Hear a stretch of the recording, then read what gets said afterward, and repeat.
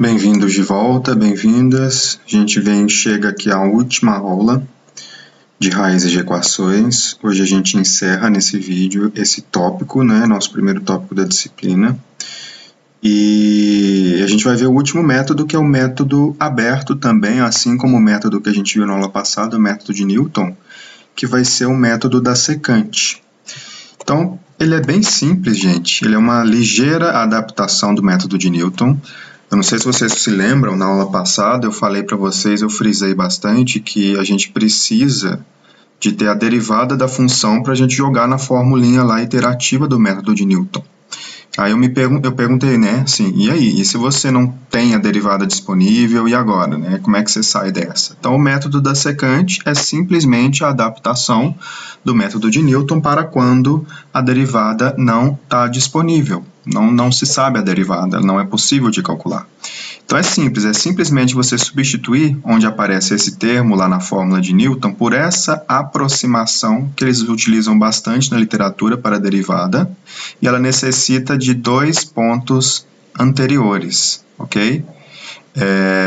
Diferentemente lá do método de Newton, aqui na secante, a gente não vai precisar só do k-1, a gente vai precisar também do k-2. Ou seja, moral da história, aqui no método da secante, a gente vai precisar de dois chutes iniciais, o x1 e o x2, ok? Daqui a pouquinho isso vai ficar mais claro. Mas esse slide aqui, a moral é o seguinte: no lugar da derivada, lá no método de Newton, a gente vai substituir por essa expressão. Então é simples.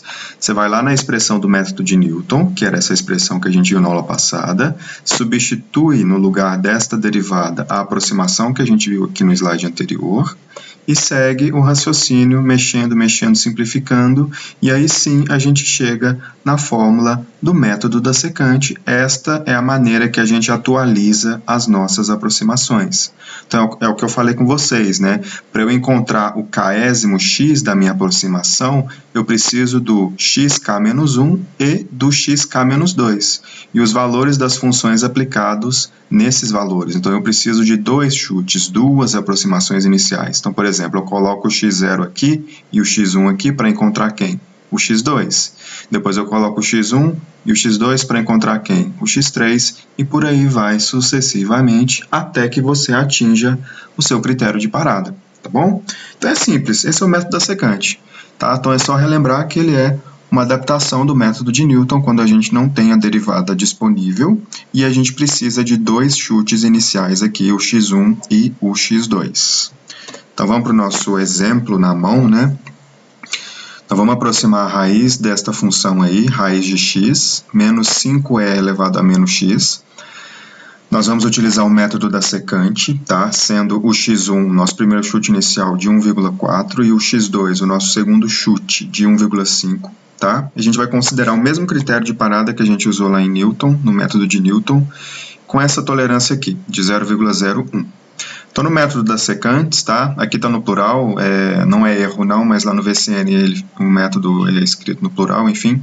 A gente viu que no slide passado, cada aproximação xk da nossa raiz, da nossa sequência de aproximações, é dada por esta expressão iterativa, né? A gente viu isso. Então, vamos começar construindo a nossa tabela. Então aqui tem o k para me dizer a iteração, e também para me situar, né, em qual valor da minha aproximação que eu estou, o xk-2 com a f de xk-2, o xk-1 com a f de xk-1, naturalmente para onde? Para eu colocar nesta fórmula o valor do xk, que vai ser a minha aproximação, né, onde eu utilizo esta expressão para calcular. A f é avaliada nesse cara, para a gente ter uma noção de onde é que eu estou no gráfico. E o último, e não menos importante, o nosso critério de parada para saber quando que eu vou parar, ok?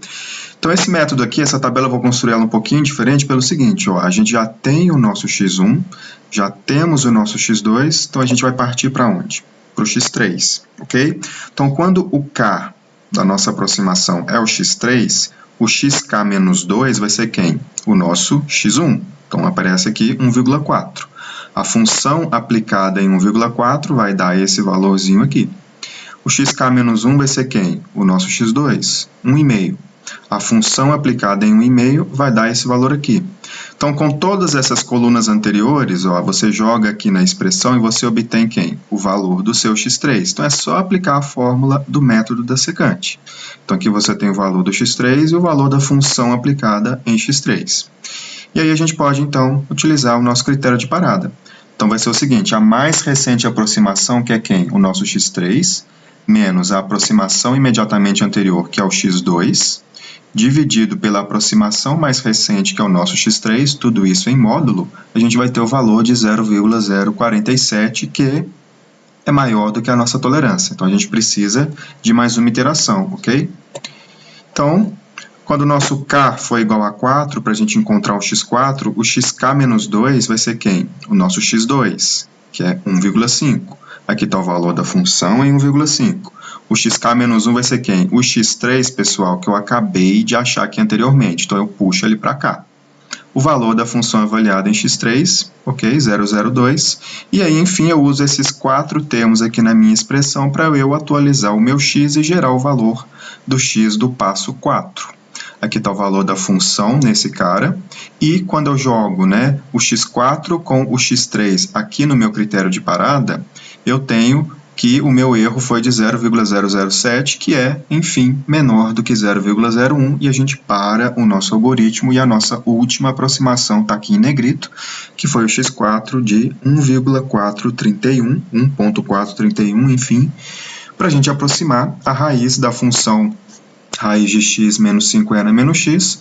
A gente utilizou o método da secante, né, com esses 2 chutes iniciais para a gente dar o start no processo e considerando esse critério de parada aqui, tá bom? Então, espero que vocês tenham entendido a condução do método, tá? Não se esqueçam que é uma simples adaptação do método de Newton, colocando uma aproximação para a derivada, tá? E quem não tiver entendido, só pausar o vídeo aí e voltar nesse exemplo, que eu acho que é bem direto, né, o raciocínio. Bom, vamos lá então para um exercício que eu sempre estou colocando. Então, a gente tem aqui uma nova função, então para vocês praticarem, com o método da secante, o novo x inicial, o segundo x inicial, com esse critério de parada aqui que é diferente do anterior, tá, gente? Cuidado, aqui é a simples subtração em módulo. E uma tolerância de 0,05, eu encontrei esse valor aqui aproximadamente, ok?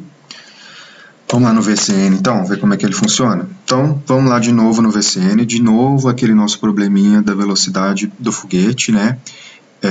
A gente chegou nessa expressão aqui que a gente vem colocando em todos os nossos métodos, então aqui no método da secante também não vai ser diferente. Então, vamos lá de novo no VCN, cálculo de raízes. O método da secante, gente, ele tem um nome um pouco grande aqui, é métodos de múltiplos passos, método das secantes. Então, a interface é aquela que eu espero que vocês já estejam acostumados.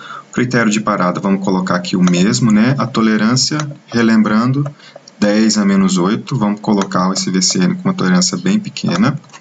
Já vou colocar aqui, ó, 1, 2, 3, 4, 5, 6, 7, 8. A função, né? Relembrando, não custa, é essa aqui, que a gente vem trabalhando sempre. Então, eu já tenho ela colada aqui no meu bloco de notas, para não gastar tanto tempo digitando. E, gente, eu reforço bastante cuidado na hora de colocar as funções no VCN, as multiplicações, respeitar os parênteses, ok? Não se esqueçam que esse é o maior trabalho aqui, é inserir a função. O resto é bem direto. A gente vem trabalhando, né, lá nos métodos intervalares, a gente colocou o intervalo inicial de 10 até 50, né? Então, ok, vamos colocar o nosso primeiro chute de 10 e o segundo chute aqui de 50. Lembram-se, daqui a pouquinho a gente vai fazer a comparação, o método da abscissão ele foi o mais lento, né, com 37 iterações. Vamos ver o que vai acontecer aqui com o método das secantes. Deixa eu só conferir a precisão. 1, 2, 3, 4, 5, 6, 7, 8, tá certinho. Calculou. Bom, a gente precisou de 7 iterações, tá? A tabela aqui é bem similar à que eu trabalhei com vocês no exemplo. O resultado é o mesmo que a gente vem observando, de aproximadamente 26,41 segundos, né? Para o foguete atingir aquela velocidade de 750 metros para cima, né? Com aqueles critérios. E esse aqui foi o primeiro erro menor do que a minha tolerância que eu especifiquei. Então, também é um método aí que é bastante rápido, né? eu resumi para a gente aqui, para vocês, em uma tabela, o que aconteceu quando a gente efetuou cada método no problema da velocidade do foguete. Então, o método da bisseção, com esse intervalo inicial, precisou de 37 iterações, a falsa posição precisou de 32, Newton foi super rápido, com 6 iterações apenas, e secante, com 7 iterações, todos eles com a mesma aproximação, e aqui estão os valores de erro, né? O Newton, perceba que ele é muito rápido e atinge o menor erro, né? Ele foi muito eficiente para esse problema. De um modo geral, gente, é isso aqui que acontece. Ó. O método da bisseção tende a ser o mais lento, né? A gente diz que ele tem uma convergência linear. O método da falsa posição vai ser um pouquinho mais lento do que o método da bisseção. A gente diz que ele tem uma convergência superlinear. O método de Newton, ele tende a ser, né, quando ele converge, o mais rápido de todos. A gente diz que ele tem uma convergência quadrática. E o método da secante tem... ele é um pouquinho mais lento aí que o método de Newton, ok? Resumindo, então, a disciplina, né, nesse tópico de raízes de equações, o que a gente pode dizer é o seguinte: imagine que você tem uma expressão a qual você quer encontrar a raiz. Que método que eu vou usar? Bom, de cara, né, o método de Newton ele vai ser o mais indicado, ele é o mais rápido quando ele converge. E se você principalmente tiver a derivada disponível, né, o método de Newton é o mais indicado. Se a derivada não estiver disponível, aí você recorre ao método da secante, que vocês viram, né? Ele tende a ser rápido também, só não é tão rápido quanto o método de Newton. E o método da bisseção da falsa posição, eles são inúteis? Não. Né? Depende da função que você tem, não sei se vocês vão se lembrar lá de um slide que eu mostrei para vocês no método de Newton, né? Às vezes os métodos abertos ficam perdidos, às vezes eles podem divergir. Então o método da bisseção ele pode ser usado quando você quer garantir a convergência do método, né? Então não desprezam de jeito nenhum os métodos da bisseção e da falsa posição, viu? Então a gente encerra assim a aula, né, esse tópico de raízes de equações. Espero que vocês tenham entendido bem. Tentem praticar aí os exercícios, vocês podem jogar ele lá no VCN para tentar entender também. E na próxima semana vai ter o trabalho 1, eu devo gravar um videozinho aí explicando, né, tentando já evitar aí algumas dúvidas que vocês possam ter com o enunciado do trabalho 1, tá bom? Então a gente se vê na próxima videoaula. Até lá!